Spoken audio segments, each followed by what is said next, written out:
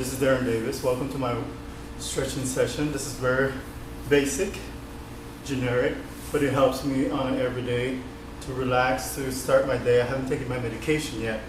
In another 10-15 minutes I will do so.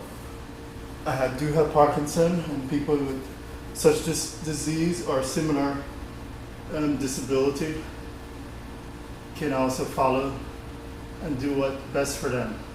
Make sure you talk to your doctor first. As you can see, I'm flopping around like a fish out of water, but that's normal. I don't mind doing it when I'm home, but I like to be in control when I'm on the streets. As soon as I take my medication, this will, of course, calm down. But you just start breathing in and out.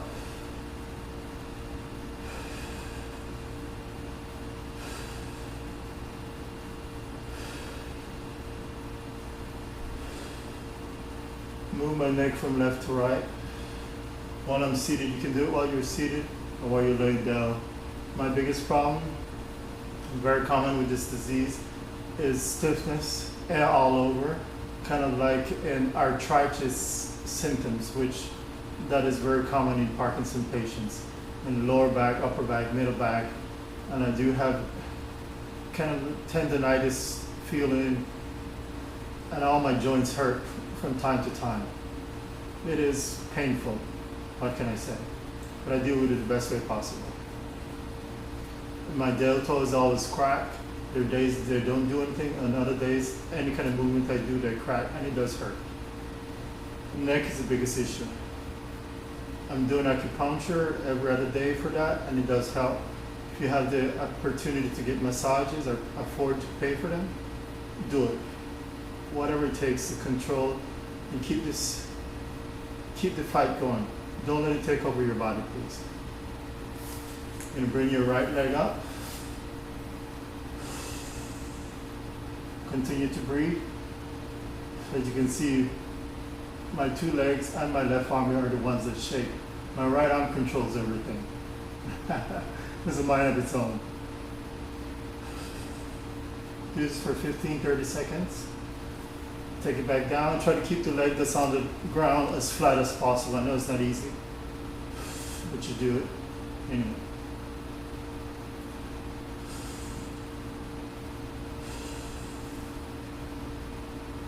Spread them out. Spread your arms out.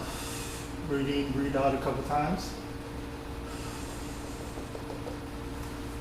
Take your leg back up again. Try to reach your ankle if you can. This time we're going to do something different. Turn to your left. You either can have your both arms spread at eagle, or you can help your right leg across by keeping it down as far as possible to the ground. And keep your right arms spread out. And turn your head toward the right while your right leg is toward the left. Stretching this part of your body.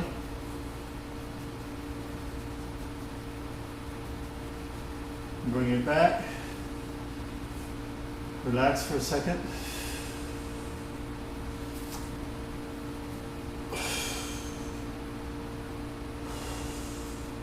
Try to grab your ankle. And the same thing with this one.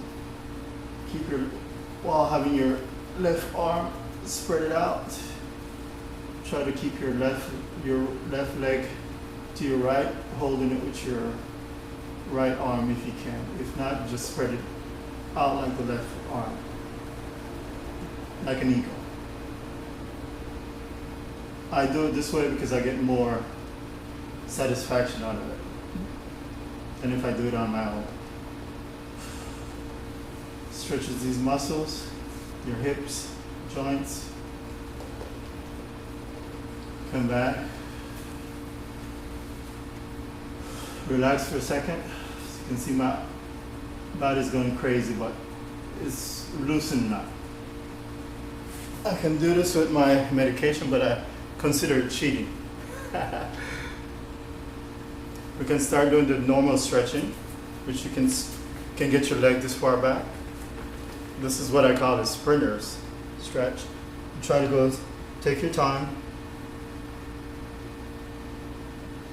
far as possible.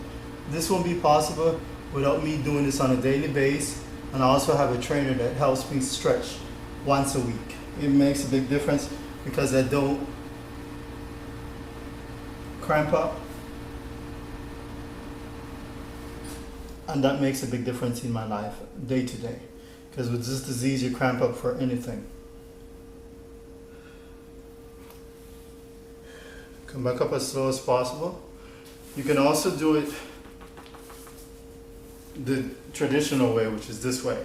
I would do it with the left leg, which I personally don't like, because the leg stays off the ground, you gotta control it, and I don't have full control of anything at this point. Do this for 15, 30, 40 seconds, whatever you feel necessary. The longer you do it, the better it is, of course.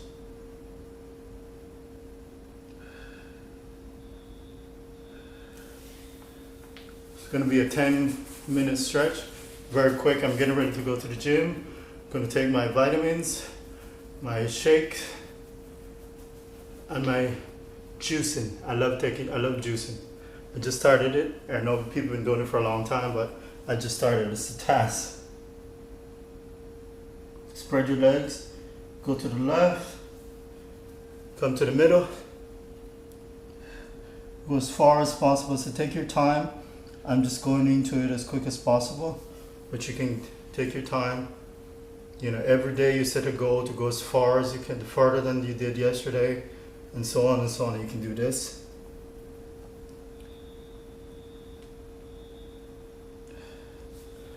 Then we go to the left. Just take your time to come up and go down. Don't want to look like I'm racing, but I am. Try to keep your leg down. You come back up. Legs together. And count maybe 5, 10, 2, 3, 4, 5, 6, 7, 8, 9, 10. While you're still breathing. I know it's a lot to do, but breathing is very important, because it helps you relax and help the muscles relax as well and loosen up. Same thing coming back up.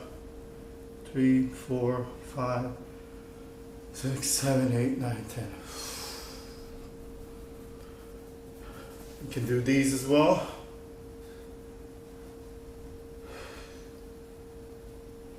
Very difficult with this arm. There's another alternative. It's by doing it yourself. Without the legs, if people have difficulty with their hips, hip flexor.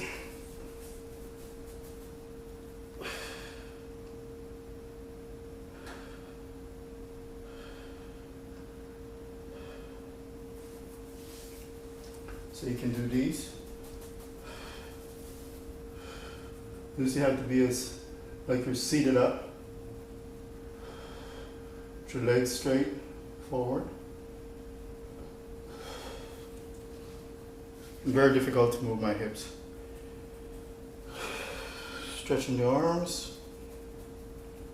Trying to loosen up these deltoids and the triceps and biceps. Switch. Helping the left is helping the right by pushing it down as far as possible into my middle part of my back. Arm across the chest. Just trying to relax these muscles. Getting ready for the gym. I'm training today. I'm training with my trainer tomorrow. I do it once a week, and I take classes. It's very important to do interval of workout. If you can, if you have the energy, do it as intense as possible. I know it sounds tough, and it is tough. I do kickboxing. I run when I can, walk. I run for a minute, walk for 2, or run for 2 minutes, walk for 1, whatever you can do. You gotta crawl before you can walk, remember that. I mean, after being in a wheelchair for almost a year, wheel bound, it's not a nice experience, especially if you know that you could walk and you used to walk. And I used to be a sprinter. I used to run 10-second 100-meter flat on a lazy day. So that I can tell you, coming from that standpoint to this, it is painful and it is hard to deal with, but I deal with it the best way. If you need therapy, get it. It's always good, not just for you, but for your caregivers as well and the people around you. Try to educate yourself as much as possible and educate the people around you as well. I will start doing this in Spanish because I know all my Spanish-speaking friends and colleagues back in Latin America are asking me to do videos in Spanish. And I keep forgetting, but you're always on my mind. It's not as easy. It's more fluent and more fluid to speak in English than it is to do it in Spanish. And I have to do it in German as well because German is my second home. My little family is there, and I can't wait to get back to you. I love you all and miss you, and thank you for watching this very short stretch. And I have one more to do. And this is for my back, lower back, and it's the one that's a little more difficult. Not everybody can do this, of course, if you're not healthy, and I do understand.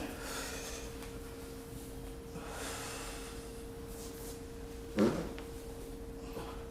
you can see, today is not my day.